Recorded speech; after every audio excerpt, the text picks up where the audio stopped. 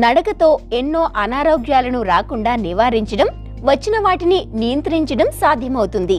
గంటకు 2 మైళ్లు వేగంతో నడిచిన గుండెపోటు, స్ట్రోక్, గుండె వైఫల్యం వంటి అనారోగ్యాలు వచ్చే ప్రమాదాన్ని 31% వరకు తగ్గించుకోవచ్చు. మరింత వేగంగా, మరింత ఎక్కువ దూరం నడవటం వలన ఇంకా ఎక్కువ లాభాలను పొందవచ్చు.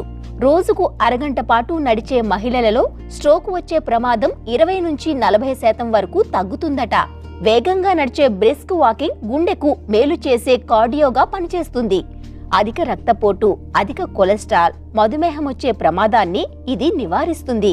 నడకతో రక్తంలో షుగర్ స్థాయి నియంత్రణలో ఉండటం వలన మధుమేహం కారణంగా వచ్చే వ్యాధులను నివారించుకోవచ్చు. ఈ నడక అనేది ఖచ్చితంగా అందరూ నడుస్తున్నారా, అందరూ అనుకున్నట్టుగా వాకింగ్ చేస్తున్నారా, రెగ్యులర్గా చేస్తున్నారా